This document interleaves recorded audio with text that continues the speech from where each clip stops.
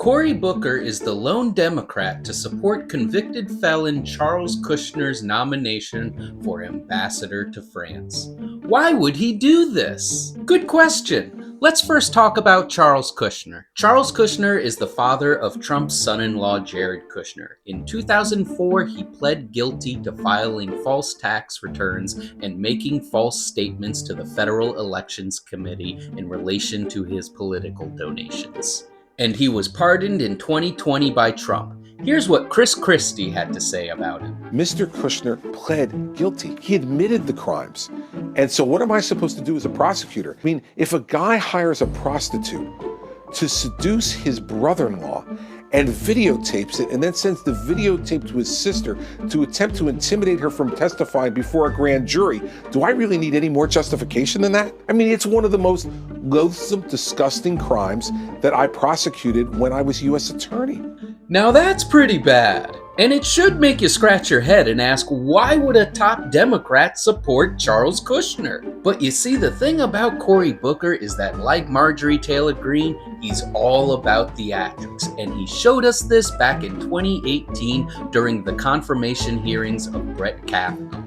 Calling it an I am Spartacus moment, Cory Booker threatened to release documents related to Brett Kavanaugh's time as a White House counsel under Bush, saying, "I am right now, before your process is finished, I am going to release the email about racial profiling, and I understand the penalty comes with potential ousting from the Senate," adding that he knows he would be knowingly violating the rules. Wow, sounds brave. What a great soundbite. But here's the thing. According to a spokesman for the Senate Judiciary Committee, Booker was not breaking any confidentiality rules because the restrictions were already waived and the documents were set to be released. It was just all theatrics. It would have been fair to criticize Republicans for not releasing the documents earlier, but Cory Booker didn't do that.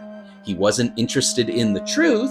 He was interested in theatrics. Here's Cory Booker posing with a sign that says, "From Palestine to Mexico, all the walls have got to go." All the while, Cory Booker has stand firm on Israel's right to defend itself and has accepted over $800,000 from the pro-Israel lobby AIPAC. Because as the mediators between workers and billionaires, neoliberal Democrats like Cory Booker are happy to perform a theatrical sit-in or a historic 25-hour speech on the Senate floor in support of democracy and equality, as long as it doesn't hurt their cash flow and power. Which brings us back to why he would support Charles Kushner's nomination as ambassador to France. Like Cory Booker, Charles Kushner is from New Jersey, and the two have a relationship that goes back decades, with Kushner even providing financial support for Booker's first unsuccessful run for mayor in 2002. He collaborated with Kushner on a criminal justice bill during the first Trump administration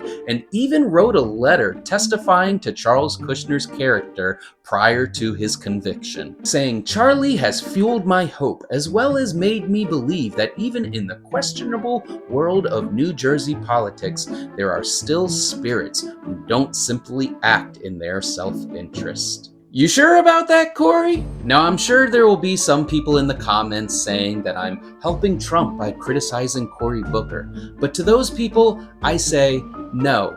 By defending Cory Booker, you are hurting Democrats and the left. What do you think?